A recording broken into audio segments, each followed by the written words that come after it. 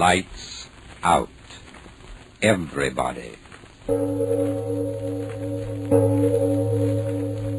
It is later than you think.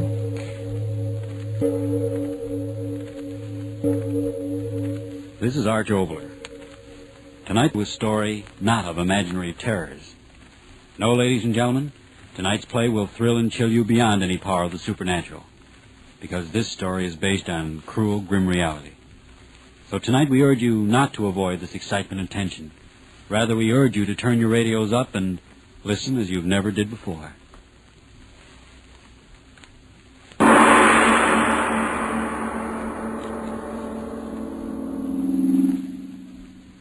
Herr Himmler. Heil Hitler. Well, mein Führer, I have the report. Now, look here, Herr Hitler. It's no use getting so red in the face. That won't help anything. What happened, happened. And as long as we know why it happened, I'll see to it won't happen again. So nothing is lost and something is gained. Now, here, I have the report here. It arrived by courier only 5 minutes ago. I rushed it right up. Didn't even stop to read it myself. So, I will read. Official report on the Renoir incident as made by Captain Hans Mauchlich to Major Heinrich von Trobritz, commanding officer 3rd Division Army of Occupation at headquarters Paris. Heil Hitler. I, Hans Mauchlich, captain, member of elite guard assigned to 3rd Division Army Occupation, being in my right mind and in full realization of the consequences to me, make the following statement. On the day of April 7th at 2 o'clock in the morning, Sergeant Karl Fischl, while on patrol duty in the town of Renoir, was shot at by unidentified woman and slightly wounded in the left thigh.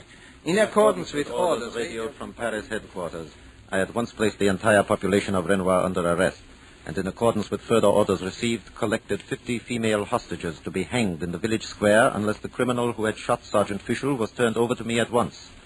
These French women were placed in the basement of the town hall, and precisely at sundown, having assembled the populace in the public square, I mounted the scaffold platform which had been erected there and spoke to this village of criminals. Attention! Attention!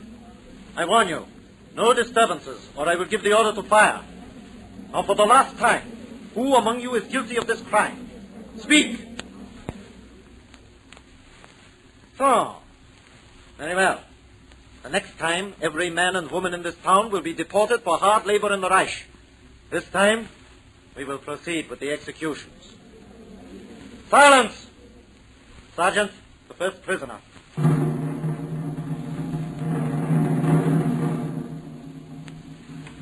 At this point in my report, may I explain that the 50 women to be executed had been picked at random by squads sent through the town a few hours before. I personally knew none of them, but I personally counted them as they entered the place of imprisonment, and I personally posted the guard. That I know. The first prisoner, bind her hands up to the platform. Noose around her neck. So, tighten the rope. Place her on the trapdoor.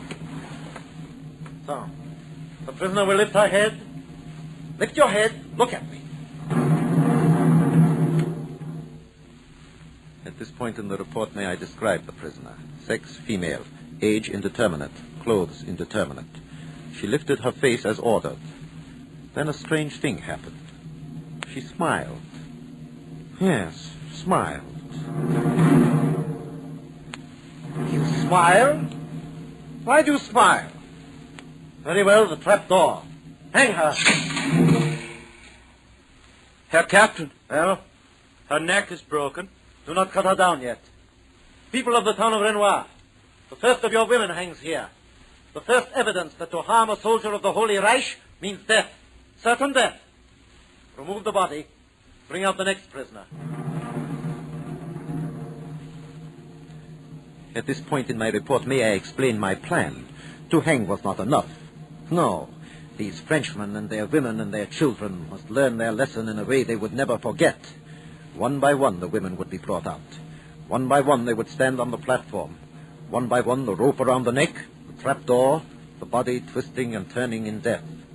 Coming through that door, climbing then to the scaffold, and dying. 50 of them, think it would take hours. And these Frenchmen and these French women and their children would never forget this lesson.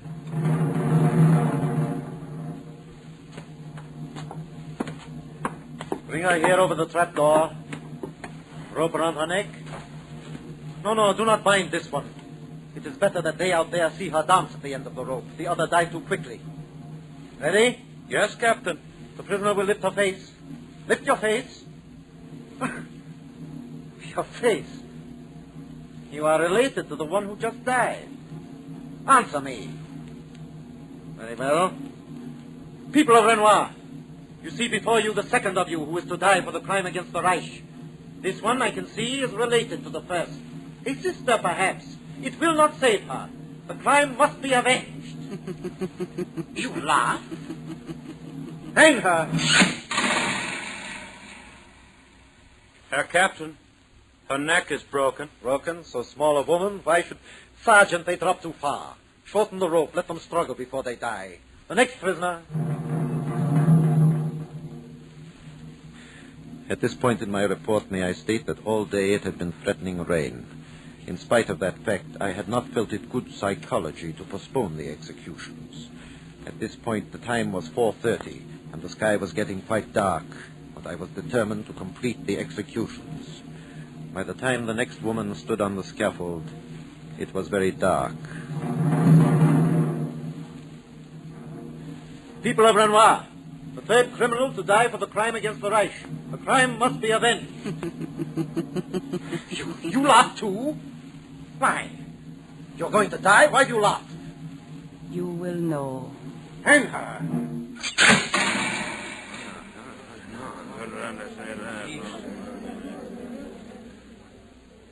At this point in my report, I will state that this woman did not die easily. I could tell that from the faces of the people and the animal cries that came to their lips as they watched this woman of theirs flinging about at the end of the rope. I was quite pleased. Silence! Silence! Well, people of Renoir, she thought she would not die. You see, she is dead. There is no escape from the vengeance of the Reich. Bring up the next one. Stop that drum! Yes, people of Renoir, there is no escape from the power of the Third Reich. Today over all Europe, tomorrow over all the world. What power is there to stop us? All right, bring the prisoner up here, quickly.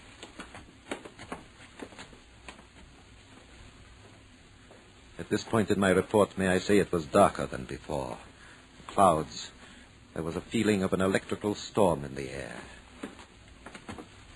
Hurry her up there, hurry her up! Sergeant, turn on the floodlights. Let no one move. Shoot down anyone who tries to leave the square.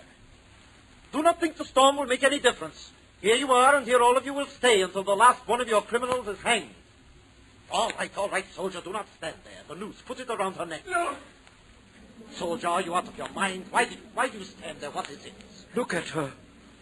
Look at her.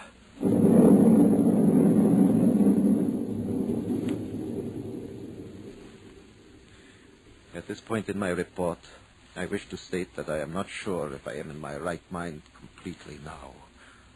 But at the time I am speaking of, I knew exactly what I was hearing and seeing. Captain, look at her. I tell you, look at her. You? Sergeant. Yes, Captain. The bodies, are they down there? Yes, Captain. How many? Answer me, how many? 3. 3? 3. So, you, woman, you think you'll make jokes with me? You are of the same family. Yes, that is it. You are of the same... Hang her.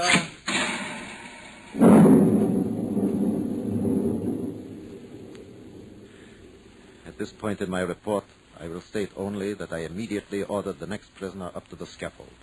The 5th prisoner. Captain, this one, the same? You crazy fool, how can that be? Here, the searchlight, here. No. You are not... How can that be? Sergeant, how many now? The truth, tell me the truth. 4. 4, Captain. The truth, I order you. 4 bodies, I swear it, Captain. And their faces. Look at their faces. Answer me, their faces. All the same, Captain. The same.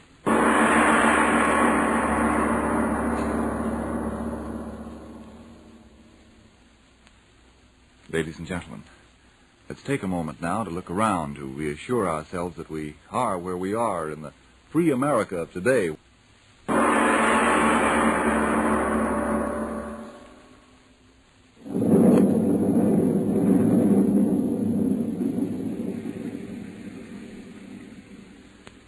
At this point in my report, I say only that it began to rain, a terrible rain. And we stood there in the rain.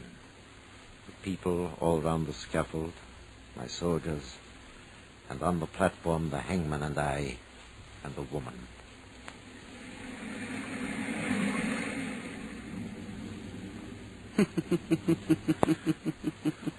All the same. You hang for vengeance, don't you, Nazi? One German soldier shot at by a French woman who had the blessed right to kill him. And you think you will have the vengeance with 50? Laugh. It's always the same. Shall I tell you about vengeance, Captain? You Germans think you know all about it. But let me tell you of the real vengeance.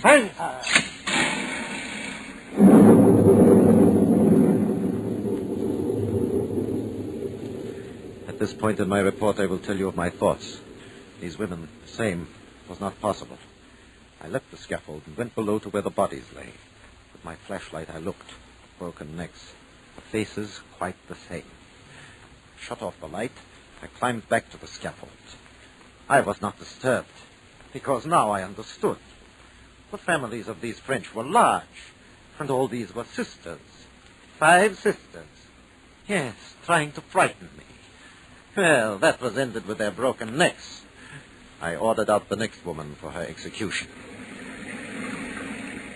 People of Renoir, there will be no further demonstrations of any sort. You will stand there in the rain until all your women criminals are dead. 5 sisters have died. And I am certain that is the end of that family. And who is this frightened one with her hands in front of her face? All right, keep them there. Corporal, get the new noose around her neck. Hang her quickly.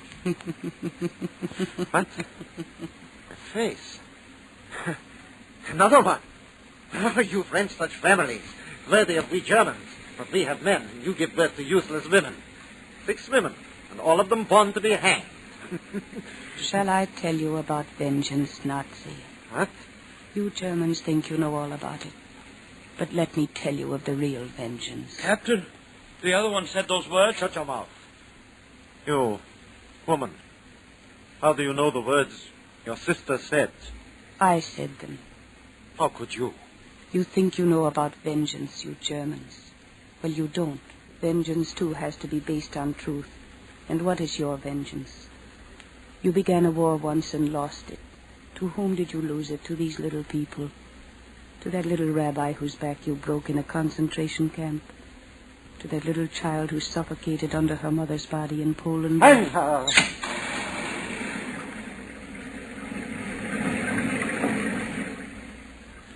At this point in my report, I state only that I made sure this one hanged until she was dead. And then I waited a little while before I ordered the next one out. The rain was very heavy. All the people stood there in the square below the scaffold, heads bowed to the rain. And in the light of the searchlights, they and the soldiers guarding them were like living dead, standing there unburied. Captain, this one, she's the same. What? Maya, bring her up here. No, you hanged her and she's not dead. Not dead. Who is he? Run for your lives. Run. Run. Bring her up here. She is not the same. She can't be the same one. Turn the searchlights on her. The same one? Run! Stand where you are. Men open fire. Shoot them down. Sergeant Corporal, where are you running? Stand, soldiers. Do not run. I order. The lights. Why did you turn out the searchlights? Turn them on. I order you to turn them on. My soldiers. Gone. Are you frightened, Captain? Put the rope around my neck. You are not sane. I saw you hang. Put the noose around my neck. The bodies. I can see them down there. Hang me. You want your vengeance. 50 times the rope must stretch. 50 bodies piled like cordwood. And you call that vengeance? Shall I tell you of vengeance, Nazi? The vengeance of the people of the murdered republics. What was their crime? They wanted freedom from poverty. And your battleships stood off their shores, and your airplanes filled their skies and gave them blood to drink. Their own. The vengeance of the people of Poland. What was their crime? They wanted to live, just to live. So the treads of your tanks ground them into the dirt, and then your bombs lifted them out of the dirt. The vengeance of the people of Belgium, whose crime was that they were weary of a battle they did not quite understand because you had given them confusion. And so you stripped them of human dignity and made them slaves to live on bloody knees before the masters of your Reich. The vengeance of Holland. Oh, that will be a horrible vengeance, Nazi. For their crime was the crime of being men, of standing up and saying, this is our land and this is our freedom. Dare take them from us. So you swept over them. And when they could no longer fight, you took your vengeance by the murder of 40,000 of them. And the vengeance of Great Britain. Oh, that will be a terrible vengeance, Nazi. It will be a vengeance that will... Oh, I will hang you. Rope around your neck. Now talk.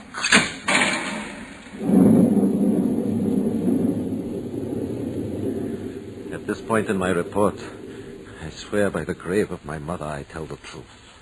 I hanged this woman with my own hands. I made sure that she was dead. And then I reached down and cut the rope. I heard the body fall below in the dark. But when I got up off my knees and stood up on the scaffold again, another woman was there. And it was she. The vengeance of Norway. Theirs, too, was the crime of free men content to live on their own land. And you put a swastika over their crosses and murdered their sons and starved their children. And the vengeance of the Balkans. So many vengeances, Nazi. Did you ever think of them? You with your little vengeances against the helpless, the women, the children. Did you ever think of this moving mountain of great vengeance that is sweeping toward you? The vengeance of the Russians, whose crime was that they wanted their own freedom, their own way, and who saw the hard work of 20 years ground under your Panzers and your Stukas. Oh, Nazi, theirs will be a terrible vengeance. Theirs will be...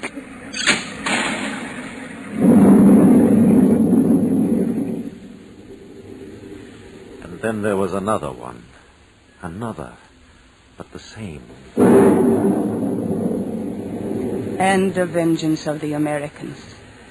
Their crime, that they were strong and they didn't like you and they laughed at you.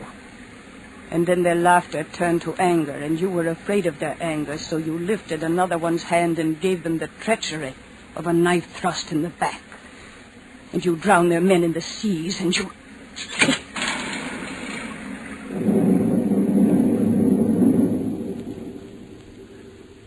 I can report only what I saw. The trapdoor fell. She too was gone.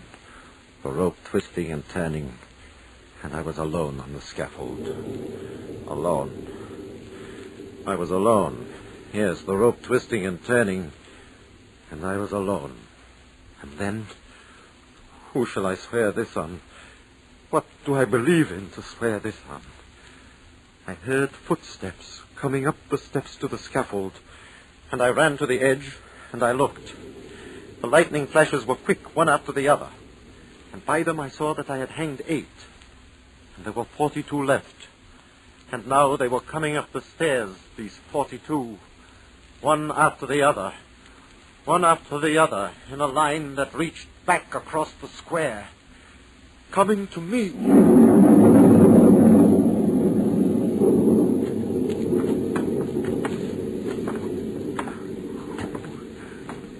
Who are you?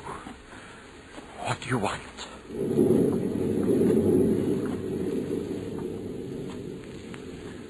I report this. They came on the platform, one after the other. The scaffold moved under the weight of them. And then the lightning came again. And I saw all of them. She... Poland, Belgium, Holland, Norway, Greece, Yugoslavia, Russia, Britain, America. I tell you, Nazi, no matter what the clever ones try to do at the peace tables, the people will not forget their vengeance. They will not forget their dead children and their dead wives and their dead sons and their dead mothers and their dead sisters and their dead lovers and their dead hopes and their dead wasted years. They will not stop at the borders of your Germany this time. They will march into it, into your Germany, the people. And their vengeance will be on every one of you who traded the cross for the swastika, and the great God of humanity for the little man who thought he was God. Who are you?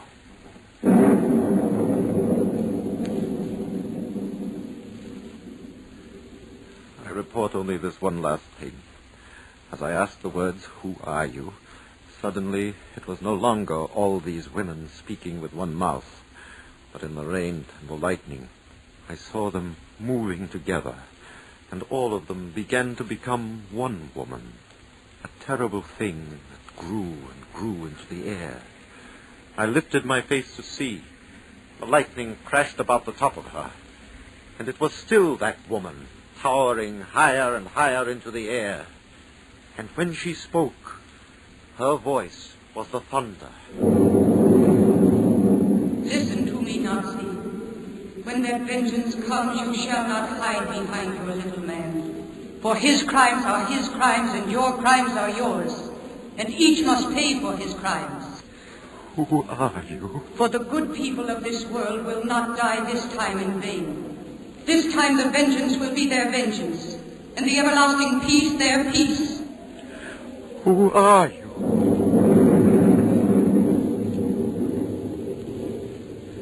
I report, I asked that, and suddenly I was lifted in the air. There was thunder and lightning around me too, and up where I was, her voice was a whisper.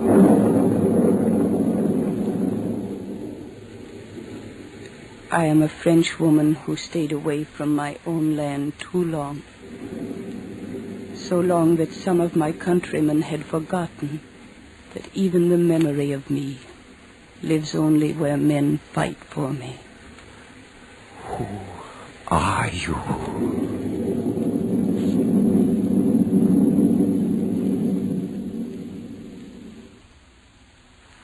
I closed my report.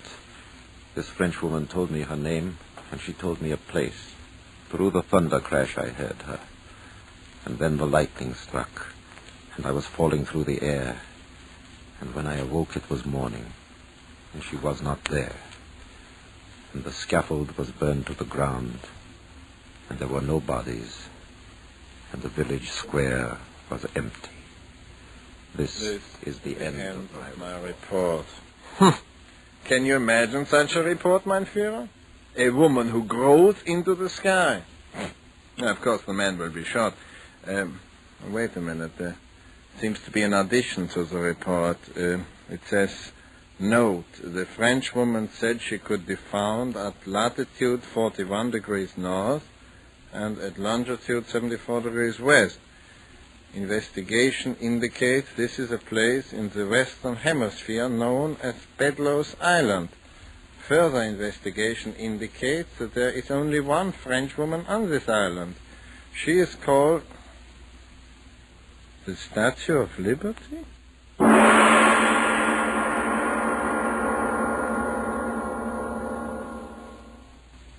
see what you mean, Mr. Obler. The Nazis can kill people, but they can never kill the spirit of victory. Yes, we've seen that proved over and over again in this war. We know how men, women, and children in France and Holland and Norway and every other country that's come under the Nazi heel are fighting back in every way possible. But we know equally well that the will to win is not enough. You can't fight the Japs or the Nazis with courage alone. The only way to fight these murderers effectively is in the language of bombs and bullets. Now, we on the home front who sleep in our comfortable beds and eat good meals in spite of shortages, We're being asked only to send our money to back up those who are fighting for our freedom. Well, if a Nazi isn't outside your door waiting to take you off to a concentration camp because you pray to your God on Sunday, or if a Jap isn't waiting with an executioner's sword, stained with the blood of an American aviator to cut off your head, it's only because all over the world men and women of courage are fighting your battle. So the next time you take out $1 and think, oh, what can I buy now? Think again. Is there anything I want more than I want a world of peace and justice and security of loved ones back home again? And then do what your heart and mind tell you must do. Put every dollar and dime you don't need for actual necessities into this fight by putting them into war bonds and stamps. This may be our last chance to buy the right to live as free men. Thank you, Mr. Obler. Yes, tune in next Tuesday again for Arch Obler's eerie story,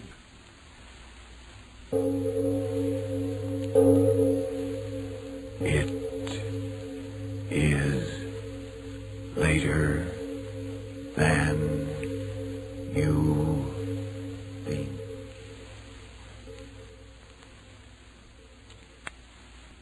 This is the Columbia Broadcasting System.